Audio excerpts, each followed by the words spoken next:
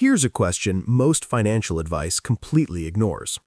If you have a pension coming your way, do you still need to save 15 to 20% of your paycheck every single month? The honest answer? It depends. And today, I'm going to walk you through exactly how a pension changes your savings target, show you real numbers that prove it, and tell you what most people get wrong about relying on one. Let's break it all down.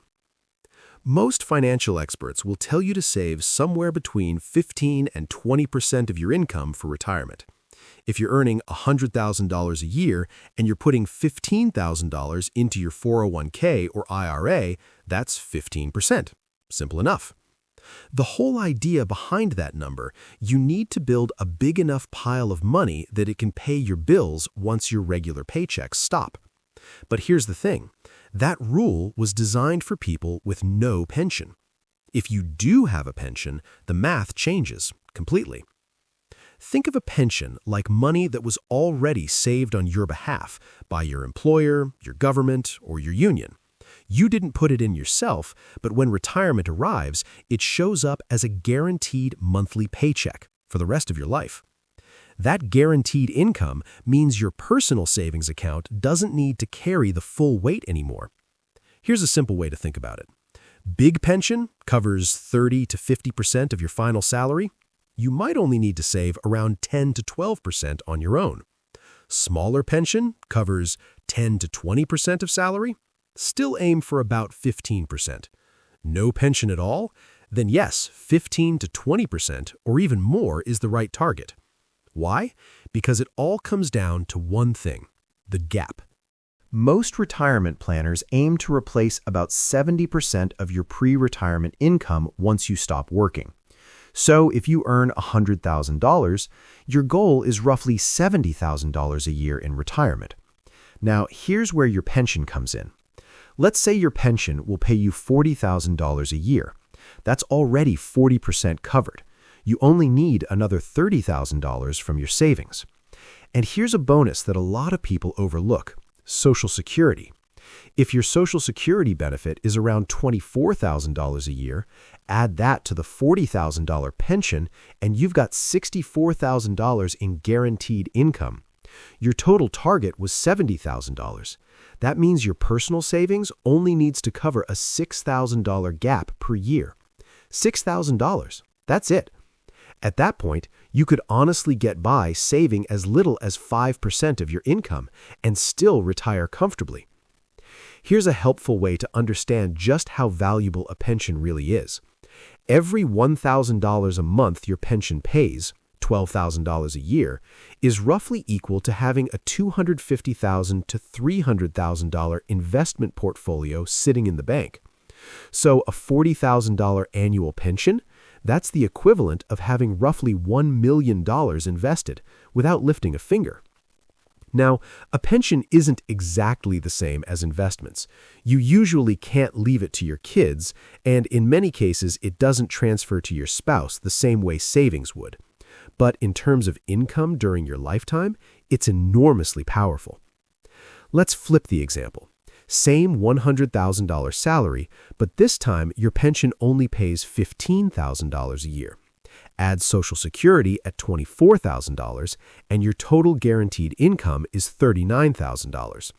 Your $70,000 retirement target still stands, so now you've got a $31,000 gap to fill each year from your own savings.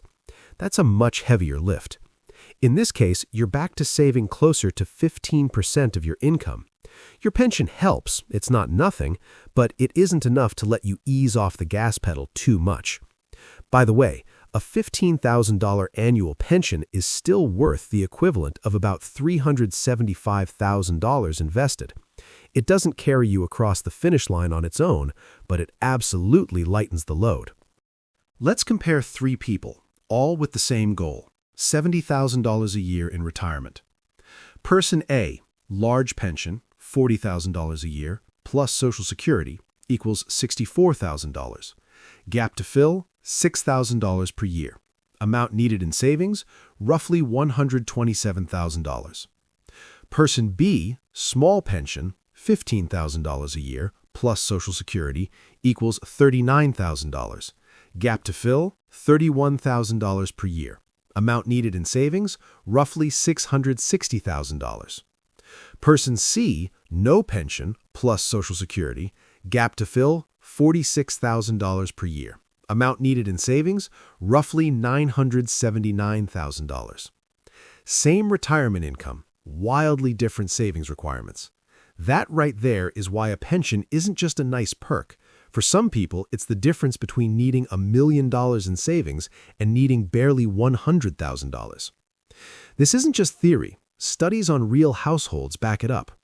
Research looking at families in the U.S. and abroad found that for every $1 of pension wealth people have, they tend to save about 23 cents to 44 cents less in personal accounts.